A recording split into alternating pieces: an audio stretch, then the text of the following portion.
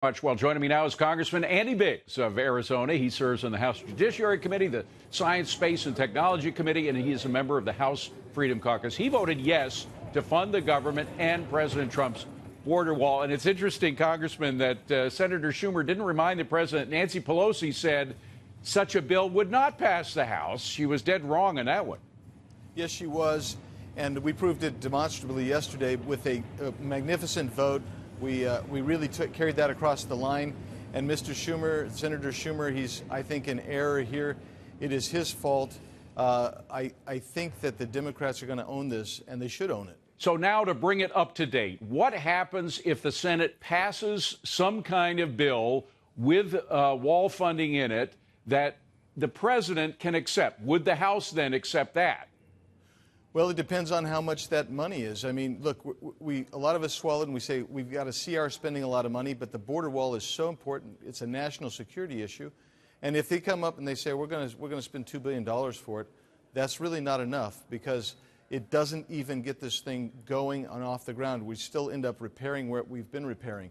We need the full $5 billion. I'd prefer $25 billion, which is closer to the actual cost. So we have to wait and see what the package looks like because we're hearing rumors, innuendos, all the things that make for good politics and good theater, but we haven't seen anything that the Senate's going to do yet. You know, people want a secure border. It's as simple as that. They want a secure border, and yet it's not secure. Our facilities along the border are overrun. Our border agents are overworked. We need to do something.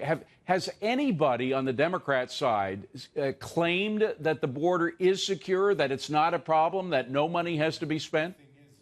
No. What they did is a few years ago, most of them voted for a wall and funding, but now they've changed their position, and now they prefer an open borders policy, and they're using this as a wedge issue. In reality, the problem is magnificent. I mean, I called Border Patrol agents just the other day to get an update, and we're seeing at that time there was something like 64 people in one group caught, and half of them going to hospitals. Another one, a Border Patrol Border Patrol agent was assaulted, his head split open by a rock by a Honduran illegal immigrant. These are the problems that they face on a daily basis where thousands are crossing the Arizona border and all across Texas, Arizona, and California. What do Democrats say when you bring up these? I mean, you're from Arizona. You're from a border state. You have plenty of examples. You hear them. You're an eyewitness probably to some of these examples. What do they say? What excuse do they have when they refuse to fund any kind of securing of the border? They focus on the issue of migrants, and we get it. Some of the places they're coming from are very difficult. Some of them don't have great jobs. But that's what they focus on. They don't focus on the problems that arise here. And I'm just telling you from a humanitarian point of view, there are literally hundreds of people who die every year trying to get across Arizona, Texas, and California's borders to come here.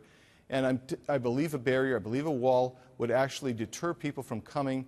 And we know that because when the San Diego Isidro wall went up, illegal crossings decreased by 85 to 90%.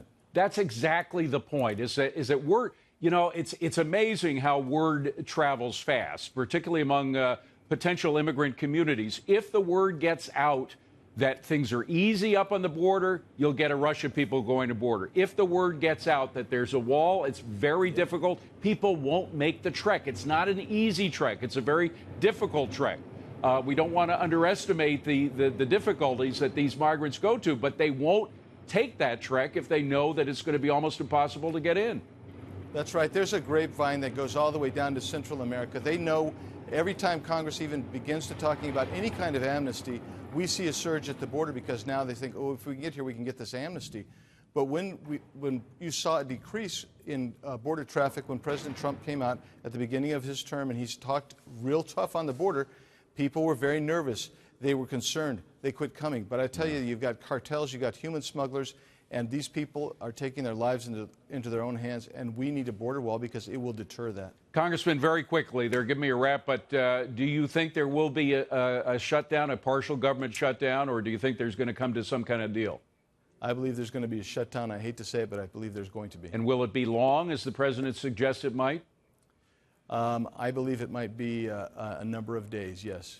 Congressman Andy Biggs, we appreciate you coming in, sir. Thank you very much.